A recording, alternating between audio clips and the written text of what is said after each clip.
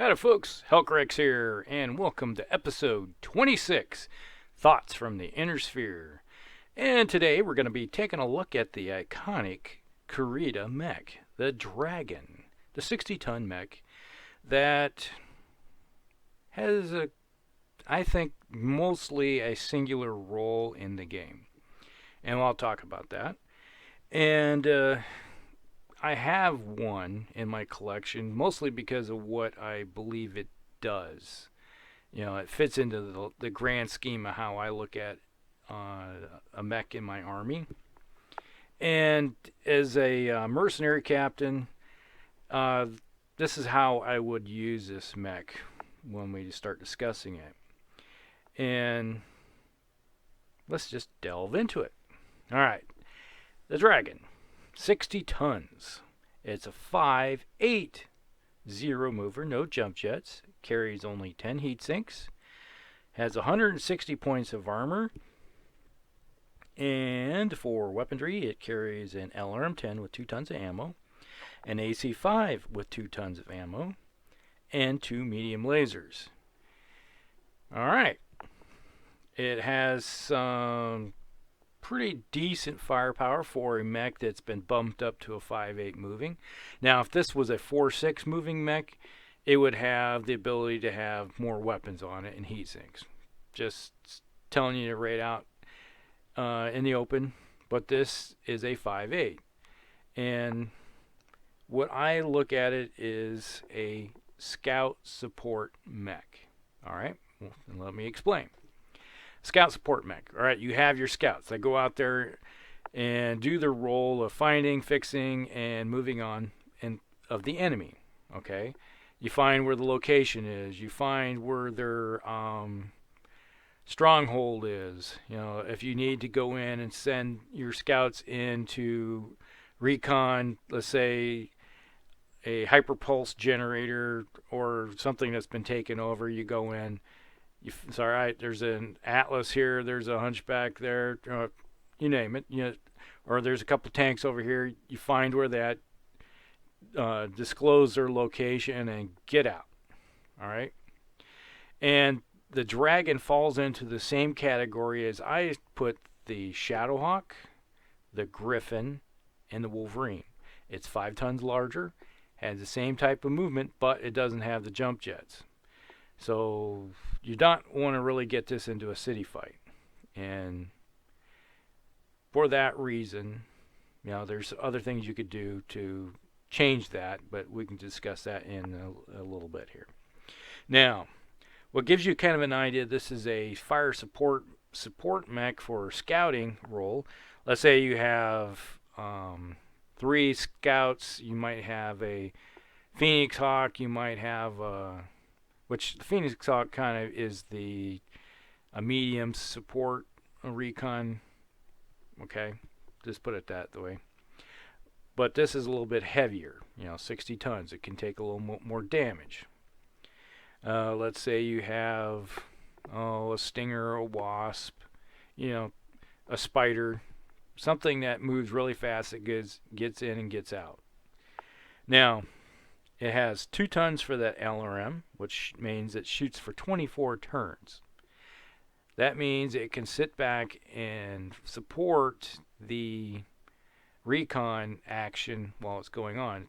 So you got the recon mechs go out there, they find something, this guy can just be parked someplace within range of his LRMs and just start raining down some fire onto a target and hopefully do some damage. And that's the role I look at this mech. It carries 2 tons of ammo for that AC-5. That means it can be there for 40 turns. Let that sink in, 40 turns.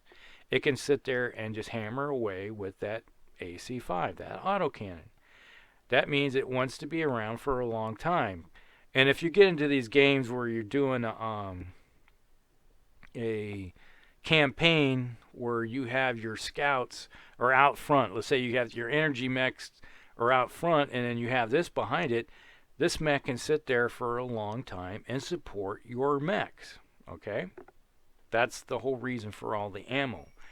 But with all that ammo comes a price. If you ever look at the stat sheet and look at where all this ammo is located, it's in the right and left torso. You have, I think, in the right torso, a 100% chance of ammo explosion if you get a crit in the right torso, because all there is ammo. If you get into the left torso, you have 2 tons of ammo and a medium laser, so you have a 66% chance on the very first hit of hitting ammo. And then, if you're lucky, if there's 2 crits in there, and the first one hits the medium laser, you got a 100% chance of hitting ammo. Just that's the way it is. This is one of those mechs where I've seen it on the battlefield many times, and it is just blew up. Somebody gets a crit on it and gets into the right or left torso, and this thing goes sky high. All right, it just explodes in a glorious pyrotechnica. Now, like I said before, how do I use this mech?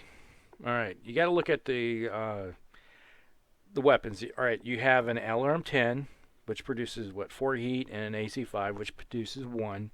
So you can be sitting there at range 18, which is long range for the AC-5 and long range for that LRM, and the most heat you're going to do is 5 if you don't move, 7 if you do move. All right, even if you run, you do 7. This thing will not get hot.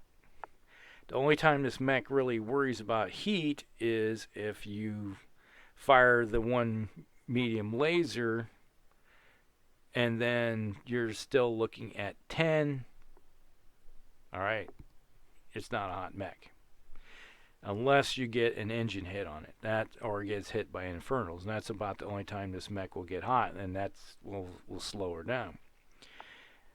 So let's just delve into one of the House Kurita's variants that they do have, which is replace the autocannon with a PPC, a medium laser, and 2 heat sinks. All right, so now you have 12 heat sinks. You got a PPC instead of the AC-5, and 2 medium lasers that can shoot forward, and 1 still shoots out the back. All right, so if you fire the PPC and run, that's 12. If you fire the LRM, you're going to be sitting at 14. Okay.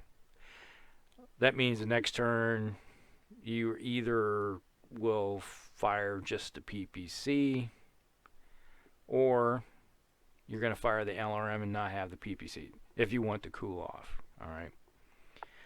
Now, if you get in close, you're going to have those 2 medium lasers at 6, and if you run, that's 8. And then you're looking at, if you fire that PPC, that puts you up to 18, and you have 12, that puts you up 6, which will slow you down and make you a 4-6 mover. Still not slow per se, but as a scout, heavy scout is the role I like to run these things. That is a detriment, and that can be a problem. So right there is one of the problems you will have with the Kurita version, with the extra, replacing the autocannon with a PPC. You're just going to have to fire only the PPC. That's the only thing you can do. You start shooting everything else off, and you're just going to heat this thing up, and you don't want your scouts slowing down. So it falls back into this mech will either be pretty much find a place, hold up, lay down some fire suppression, and then move. All right, and it falls back to what I've said always. Always try to put some woods in between you and your target. That let your scouts do the job for you, or if you hunker down into a partial cover behind a hill or a building, or get yourself into some medium or light or heavy woods, and then you don't have to move. That helps you hit your target while they're trying to maneuver to get into place.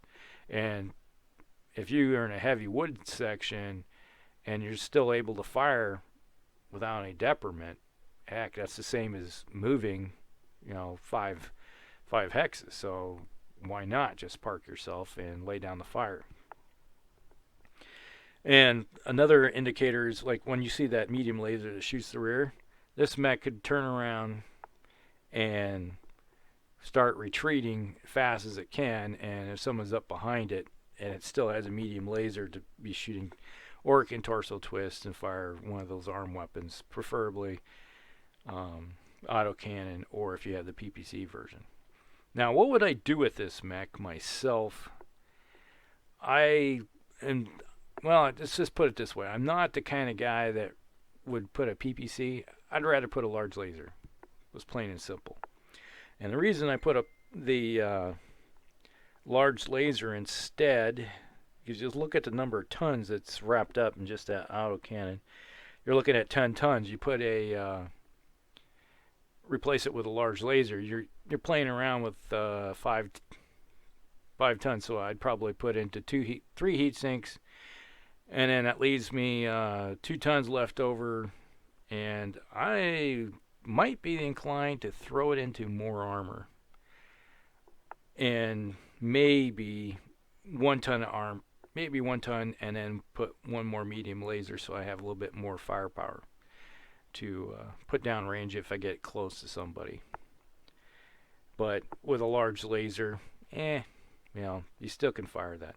So then you're looking at 13 heat sinks with that version. So you do 8 heat with the large laser. Then you're going to do 4 with that LRM. So at range, that's 11. So you can still run and stay cool. Okay?